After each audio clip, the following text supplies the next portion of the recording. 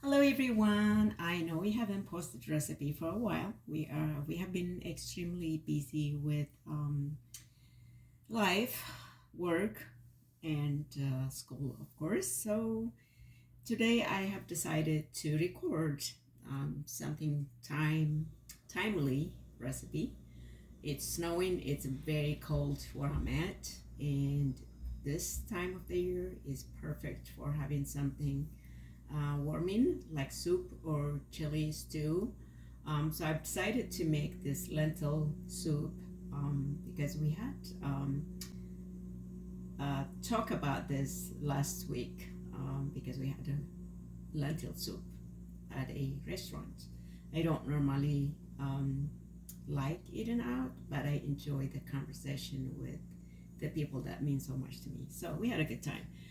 So we talk about lentil soup. Everybody liked it, and of course, it's not something traditional we make traditionally, but I always make something that is non-traditional, multi-ethnic.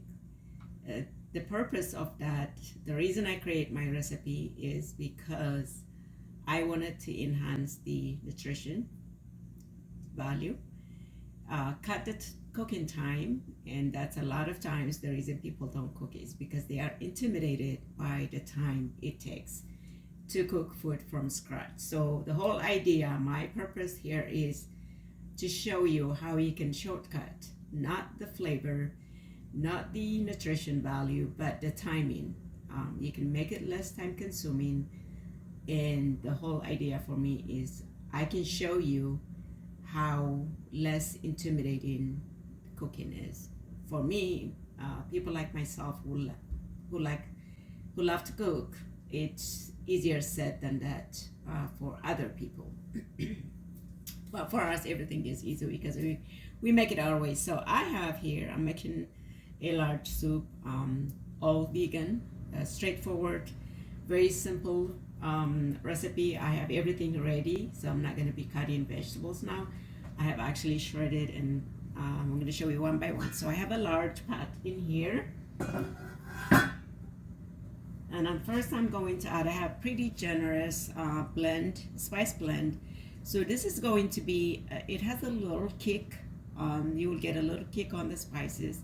But as far as using spice blend, I'm going to say use your favorite one. That's it, because I make my own, so I can't recommend what I have here. They're not in the store. So use what you have. You can make it more spicy if you want to, but this is going to be very mild. So it's a combination of herbs and spices, turmeric, and then has a little kick, of course. So it's tons of different spice blends. Same thing with oil. I have my own oil. I prefer for cooking. I use sesame. I use olive oil, sunflower oil, flaxseed oil. These are more pricey, but use what you have. So whatever oil you use them. So I have to use a couple of tablespoons. So, and then the next thing I have is I blended everything. I wanted my soup to be creamy, and I want to save time, so I actually put it in a blender. So I have one medium onion.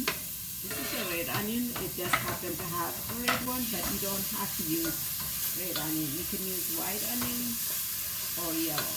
Doesn't matter. I'm gonna put these here. I wanted the onion to be a little bit caramelized, it's softened, but I don't need to wait for that. So what I am going to add on the top is actually my lentils. So pre-wash it. I soak them for a little bit, but you don't have to pre-soak lentils. Just make sure you clean them, you wash them. So this is 1 cup. That's 4 serving. And I am going to add this. You can use a brown lentil, green lentil, pink lentil, it doesn't matter. But I love lentil. It's very rich in protein. From 1 serving, which is a quarter of a cup per person, you get about 15 to 16, anywhere between 12 to 16. Some of them say 18. I don't know. Is it the place where they come from that makes it more, has more protein? Some of them say 12, others say 16 to 18. So read the ingredient label. But I'm just giving you an estimate of protein that you can get from lentil. Excuse me. So I've added the onion. I've added the pre-washed or pre-soaked lentil. It's 1 cup. And I have 4 shredded carrots. That is also 4 pieces of carrot shredded, medium. So I'm gonna have 1 carrot per person. This is loaded with vegetables. This is the soup. So I'm just layering them. I'm not adding anything for now because I wanted the onion at the bottom to be a little bit caramelized for the purpose of flavoring. So, and then next I have also blended or shredded 1 small zucchini, somewhere medium or small, and then 4 sticks of celeries. So here it is. I'm adding it here. I'm going to show you how easy it is. You can always also cut them by hand. Sometimes I do, but it wouldn't be as creamy unless you cook it for a very long time. And of course, there is no harm on cooking it for a long time. You just have to, you can use a slow cooker, pressure cooker. I don't use them that much. For me personally, I like to cook everything the traditional way. I just like them that way. And I'm not gonna babysit this. I'm gonna let it steam for a while, few minutes, and I'm going to add water, and I'm just gonna go steady until this cooks. I'm gonna set a reminder. I'm gonna come and check it every hour, or 30 minutes I should say. It shouldn't take, typically it should be done in about 30 minutes, but I want this to be so creamy, so I'm gonna say about an hour. I'll be checking it every 30 minutes. You don't need to see an hour of recording, so all it's gonna do is gonna keep cooking, but I'm gonna record this to the point where I'm gonna add some water and cover it, and then I'm gonna cut it, the recording, and I'm gonna come back and show you the final process. So I'm gonna cover this, excuse me, and I have 2 more ingredients that I am gonna add towards the end. One of them is I have fresh garlic, 4 of them. I just peeled, and then I also have some celery leaves that I left. I'm gonna add this towards the end. It adds a very good flavor. It also makes the soup very appetizing. So you can use celery, cilantro, you can use basil, parsley, whichever herbs you prefer towards the end. Always refresh your soup. That's what I prefer to do. Covering this, and I'm gonna turn the heat so high. So now I'm gonna be dicing the remaining of the celeries, and then also the garlic. So I'll put them aside.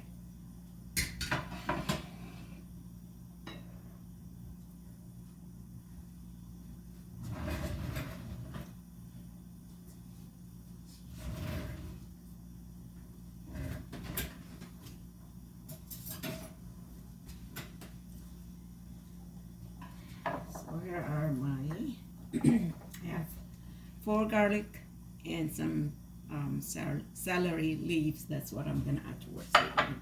So I'm gonna dice my garlic first. You can also use the garlic presser if you want to, or if you have one. Cutting them by hand is what I prefer.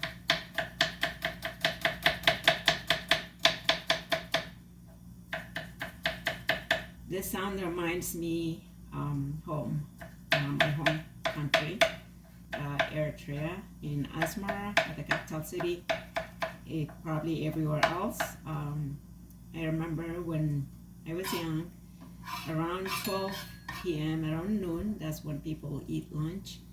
at every house you will hear the sound of crushing tomatoes, cutting.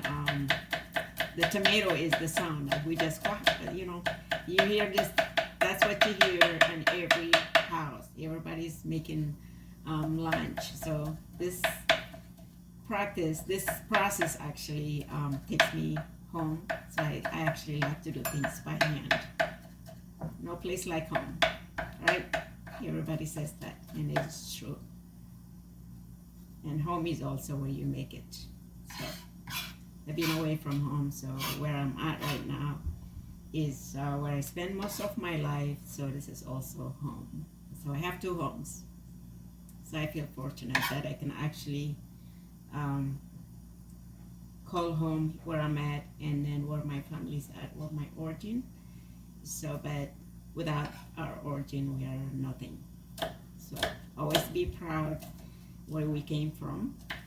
Be respectful where we at as well. So we have to equally be respectful to the cultures where we came from and the cultures that we live in within or expose. So respect is both ways. We expect people to respect our culture background, and we also have to give that same respect to others, regardless whether we agree or disagree with the way they live or the way of living. It's none of our business. People have their way. It's the same thing. They don't agree with us, we don't agree with them, but we have to respect each other for our own good. So we want to live in peace. Peace comes when we respect one another.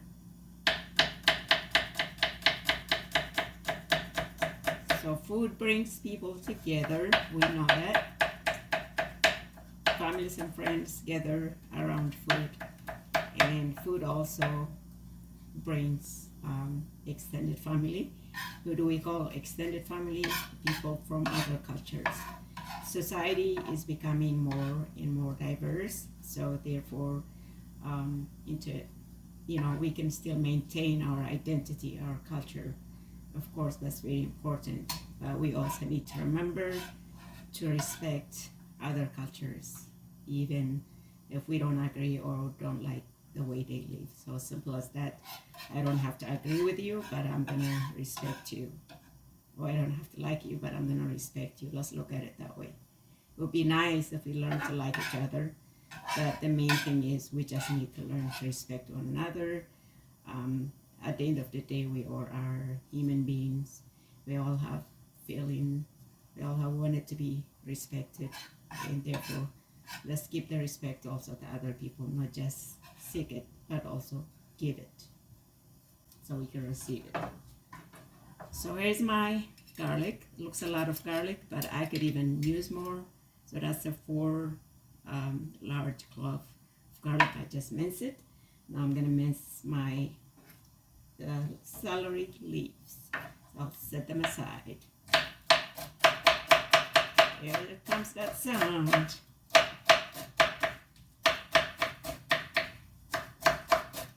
Everybody has some memories of their childhood, so this is part of mine. I have a lot. This is part of mine that reminds me of the lunchtime back home.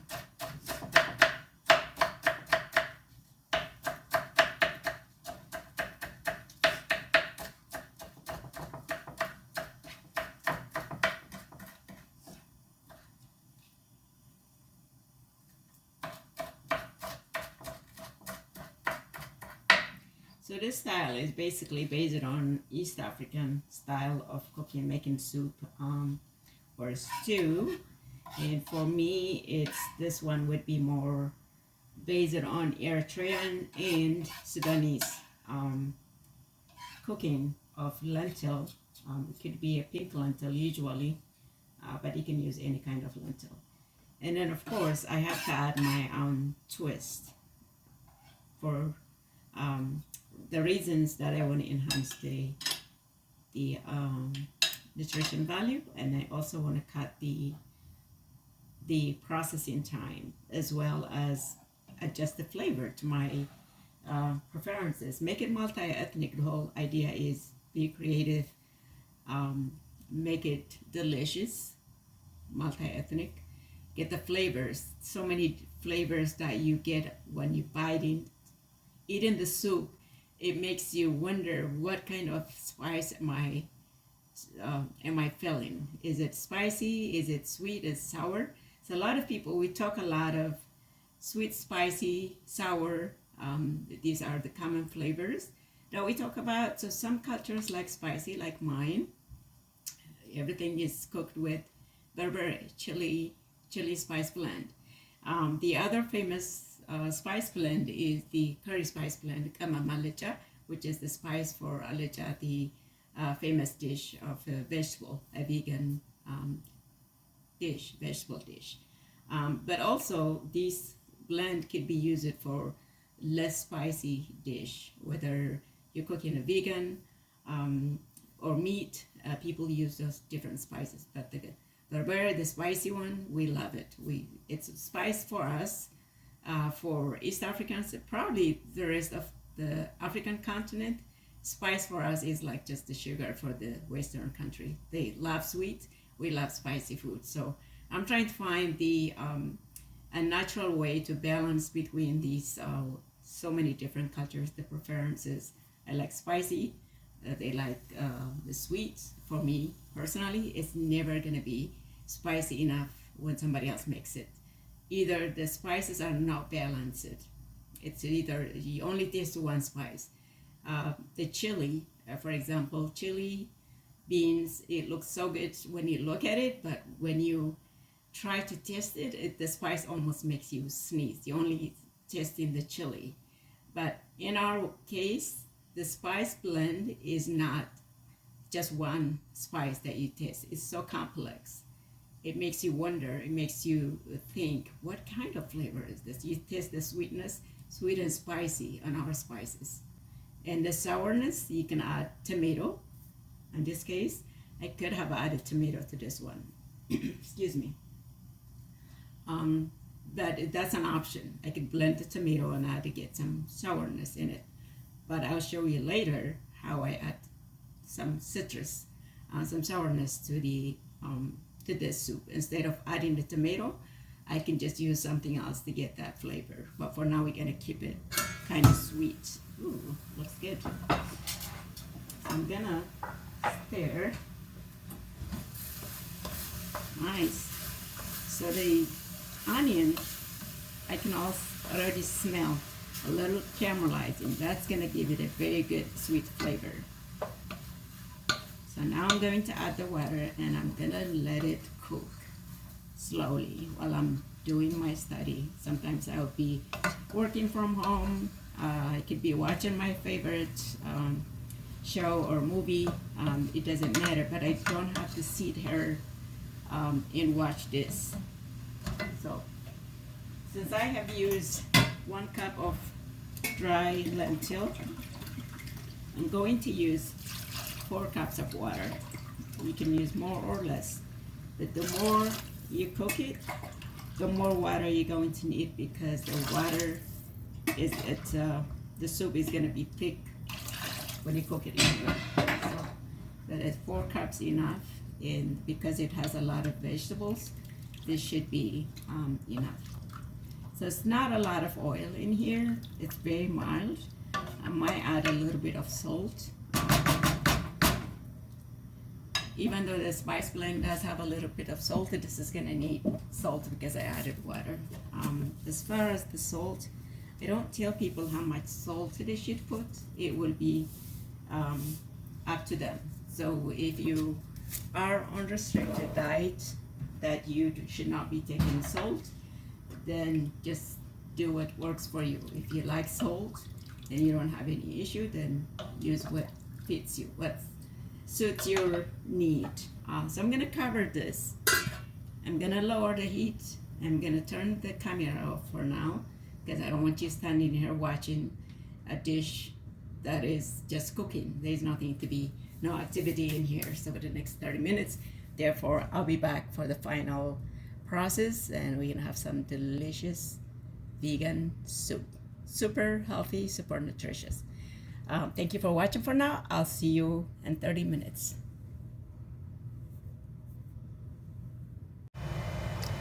Okay, here I come back for the next step. So my soup is done. It actually cooked more than 30 minutes. I was taking my time.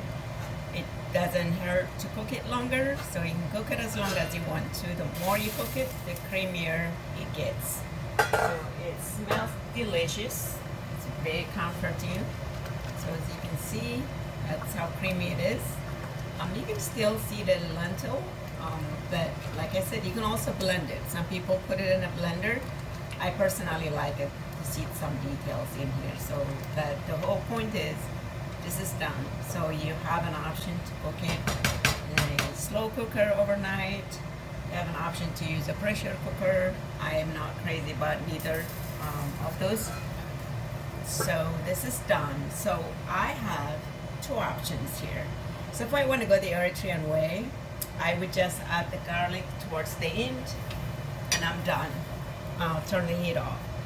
But I wanted to add the Sudanese twist in here. So this is neither the Eritrean nor the Sudanese traditional soup, but it's the combination of the two. I started with the Eritrean way of cooking with caramelized onion. I did not do the step by step, I added all together. But by leaving the onion at the bottom, I did get the flavor that we prefer Eritreans. That's how we get flavor into our food, is by first caramelizing the onion. That's the key to the Eritrean cooking, no matter what we cook in. So for me, as I have, excuse me, repeatedly said, I want to cut the cooking process. I want to make it as less intimidating as possible, the cooking process. So for this one, I am going to add the Sudanese way of finishing the lentil soup. And of course, there is the additional vegetables that I added is my own twist. It's neither the Eritrean or the Sudanese way of cooking lentil. Therefore, I don't call these traditional. It's a semi-traditional. It's always rooted. Everything I make is rooted on my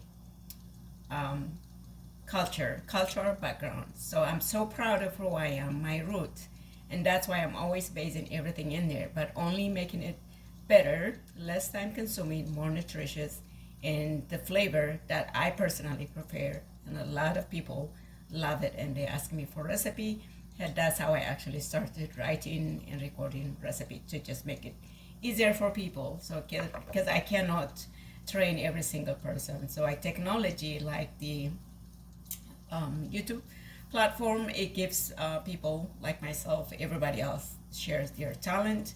I wish I had more time to record everything I do. Hopefully someday, when I'm done with my school, or something else might come up. But anyways, so this is I'm trying to post as much as I can, record, because it takes time to record and then upload and all that stuff. So that's why I haven't done so much. Therefore, I am gonna go with the Sudanese twist, how they cook lentil soup. They would just boil the lentil without any of the vegetables that I put in here, but I am gonna finish it the Sudanese way of cooking lentil soup. So I'm gonna slide this way. I have a small pan in here. I'm going to add my garlic and a little bit of oil. So that's the twist. In the Eritrean culture, we caramelize the onion first. In Sudanese culture, everything is put together. If they're cooking meat or anything else, usually they cook with meat, they put everything together and they close it, and it tastes so good and delicious. But in Eritrean, everything is added separately, starting with the onion, then the spices, and then caramelizing onion, adding the spices, adding a little bit of water at a time, then adding the tomato and let it simmer, and then add the main ingredients, if it's a meat or if it's a beans or vegetable.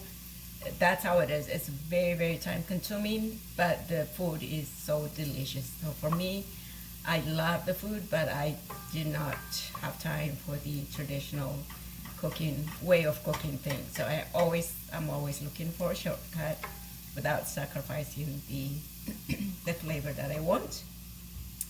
So that's how the Sudanese finish their lentil soup. And then also the malokhia soup, and I think some of the okra. It's called the weka. There are three soups. It could be more. I may have forgotten. But Sudan is my second home. When I left Eritrea when I was young, we actually spent quite some years in there, my teenage years in Sudan. Therefore, I love Sudanese culture, Sudanese people. Everything is part of me. Therefore, I can't really say I belong only to one culture. It's hard for me to say, but it's also a privilege to have exposure to so many different cultures. That's how you learn. That's how I became more open-minded, accepting of other cultures, respectful to everyone else, and I look forward to learning more. So this is done. You don't want to burn it. You just want it to caramelize it a little bit, and it adds so wonderful flavor. There, I'm pulling this back here, and then you add it to your, you see you can hear the sizzle in here when you add this hot oil. And the garlic, it changed the whole smell and the flavor of the soup. So this is done. I'm going to serve it. The color of the lentil soup depends on what kind of lentil you use. If you were using the pink lentil, which without the skin, it would our soup most likely would be kind of orangish or yellow. But this one is kind of dark brownish. Orangish because of the lentil was brown, and there is a carrot and the red onion. So the combination of the different vegetables give it a complex flavor and also texture. So I am gonna go ahead and serve my soup. I'm gonna slide this closer. So once it's done, there is no right or wrong way to serve it. So you don't have a lot of options. You can be more creative, add something else to it. You can serve it as is. You can serve it with croutons, your favorite toasted bread. In this case, I'm gonna still stay in East Africa, since this is a combination of the Eritrean and Sudanese culture. I am going to also add a traditional bread, the injera in the Eritrean side, and the esh or the pita bread from the Sudanese side. So in Sudanese culture, to the lentil soup, they always use fresh lime. They squeeze fresh lime on the top of the soup. And sometimes they also, I loved it. Pita bread, crouton, is what they kind of crush them. They toast them and crush them, and they just put it on the top. So for me, I am gonna add my own twist. I have the celery, fresh celery. I love to see freshness in there. And then there is the pita bread from the Sudanese culture. So the whole thing is about making it, taking it back to the origin, where this combination of soup came from. It's the Eritrean and the Sudanese. In some area of Eritrean culture also, there might be some pita bread, but the first time I saw pita bread was in Sudan. So I'm cutting my injera, which is the Eritrean traditional flat bread, spongy bread, into small pieces so that it is it fits in this recipe.